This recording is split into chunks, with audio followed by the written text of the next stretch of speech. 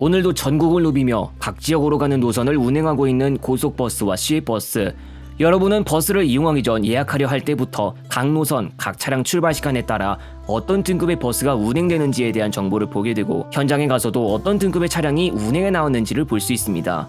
우리가 이용하는 고속 시외버스의 등급은 현재 일반, 우등, 프리미엄까지 3개로 나뉘어 있습니다.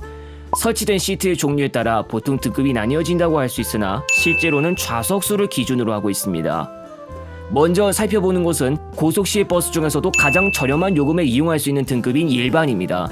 고속버스라면 일반 고속, 시외버스라면 시외 일반이라고 하지만 차량 외부에는 그냥 고속 표시를 했거나 직행 표시만 해두고 다니는 경우 또는 아예 아무것도 표시하지 않는 경우도 볼 수 있습니다. 실생활에서 일반 등급은 주로 2x2 배열 일반 시트를 설치해둔 버스를 가리킬 때를 말합니다. 광역버스를 제외하면 최대 45개 시트가 설치된 버스를 볼 수 있고 경우에 따라 조금 적게 44개, 41개, 40개까지만 설치된 버스도 볼 수 있습니다. 우등버스 좌석 간격과 똑같게 37개 시트를 설치한 경우를 고속버스에서 볼 수 있기도 했습니다. 거리 200km 이하의 고속버스 노선 기준으로 요금은 킬로미터당 70.68원으로 계산합니다. 일반 등급의 범주에 들어가는 차량은 2x2 배열의 시트를 설치해둔 버스뿐만 아니라 2x1 배열의 우등형 시트를 설치해뒀는데도 규정 문제로 인해 일반 등급에 포함되는 경우까지 있습니다. 바로 다음으로 설명해보는 우등버스에 대한 이야기를 들어보시기 바랍니다.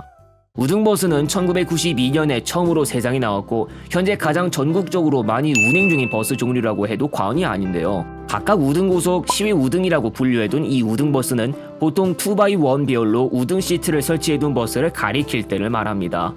거리 200km 이하의 고속버스 노선 기준으로 요금은 킬로미터당 103.31원으로 계산합니다.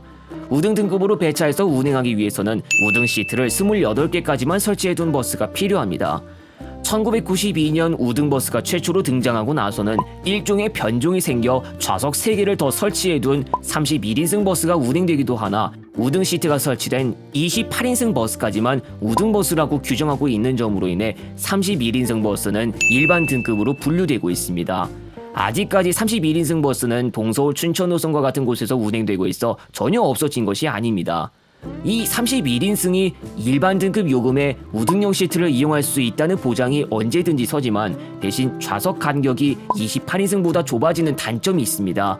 또 한 구역은 우등형 시트인데 또 다른 구역은 일반형 시트를 설치해둔 버스여도 당연히 우등형 시트를 이용하는 사람에게 우등요금으로 이용하라고 하지 않는데 이건 역시 28인승 버스까지만 우등버스로 인정하고 있는 규정으로 인한 것입니다. 시외버스 노선에서도 우등버스를 진작부터 운행하고 있었으나 과거에는 시외버스의 우등 등급이라는 개념 없이 그냥 단일 등급으로 운행한 것과 똑같아서 시종점이 서로 비슷한 고속버스 노선보다 요금이 많이 낮은 경우도 볼 수 있었지만 2015년 여객자동차 운수사업법 시행규칙 개정에 따라 시외버스의 우등 등급을 도입할 수 있게 되었고 정식으로는 2016년 7월 1일부터 광주 시종착 4개 노선과 목포 시종착 1개 노선에 시외 우등을 도입하여 운행한 것을 시작으로 이후에 본격적으로 시외 우등 등급을 배치하는 노선들이 늘어나 지금처럼 전국의 시외 우등 등급을 쉽게 볼 수 있기에 이릅니다. 경우에 따라서는 28인승 버스로 운행하는데도 불구하고 우등 등급이 아닌 일반 등급으로 배차해서 운행하는 경우도 있는데 이 경우는 배차를 잘못한 것이 아니라 차량 사정이 있어 대신 우등버스로 운행하는 상황이거나 우등버스를 일반 요금으로 운영하는 사실상의 할인을 해주는 상황으로 볼 수 있습니다. 다음은 프리미엄 버스로 2016년 11월에 정식으로 운행을 개시했습니다. 프리미엄 고속버스, 시위 프리미엄으로 분류되어 있는 것으로 올해에도 몇 개의 버스 노선에 프리미엄이 신설되며 지금도 꾸준히 전국적으로 노선망이 넓혀지는 중입니다. 프리미엄 버스는 기존 우등버스보다 좌석이 더 줄어 2020년 상반기쯤까지만 도입된 차량들까지는 21인승이었다가 이후에 비상문 설치 규정에 따른 구조 일부분 변경으로 현재 도입되는 차량들은 모두 20인승입니다. 프리미엄도 약간의 변종이 있는데 전주 리무진 터미널, 익산 IC, 김포공항, 인천공항 노선에서 운행하고 있는 차량들의 우측 창가 쪽에다 프리미엄 시트를 설치해둔 경우입니다. 총 좌석수는 20 또는 21이 아닌 26으로 규정상 프리미엄이 아닌 우등버스로 분류되는 버스입니다. 28인승 이후에 31인승이 나온 것처럼 프리미엄 시트만 설치된 버스는 아직까지 좌석을 더 추가한 변종 차량이 나온 경우가 없습니다. 프리미엄 버스도 예를 들어 프리미엄이 아니라 정규로는 다른 등급이 배차되는 시간대에 운행하는 경우가 정말 간혹 있긴 한데 이 경우는 차량 사정이 있어서 원래 등급의 버스 대신 프리미엄 버스가 당일에 운행한 경우로 볼 수 있습니다. 프리미엄은 아예 배차되지도 않는 서울 경부 안성 노선에 그런 경우가 발생한 적이 있기도 했었죠.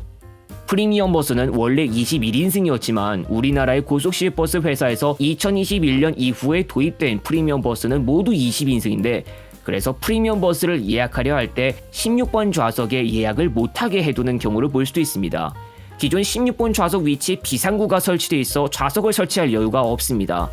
고정적으로 20인승 프리미엄 버스가 운행되는 배차이거나 노선의 경우라면 이해할 만도 하지만, 또 다른 차량 운행 방침으로 인해 운행하는 차량이 20인승이 될지 21인승이 될지 탑승 당일 전까지는 알 수 없었다가 당일이 되어서 타게 되는 차량이 21인승이면 분명히 한 명을 더 태울 수도 있었을 텐데 왜 그랬을까 하고 느낄 수도 있습니다. 이번 시간에서 크게 중점을 두지 않았던 것이 있습니다. 냉장고의 설치 여부나 TV 설치 여부, 선반 뚜껑 설치 여부 등이 있는데, 이 요소들은 버스 등급 분류에 영향을 미치지 않습니다.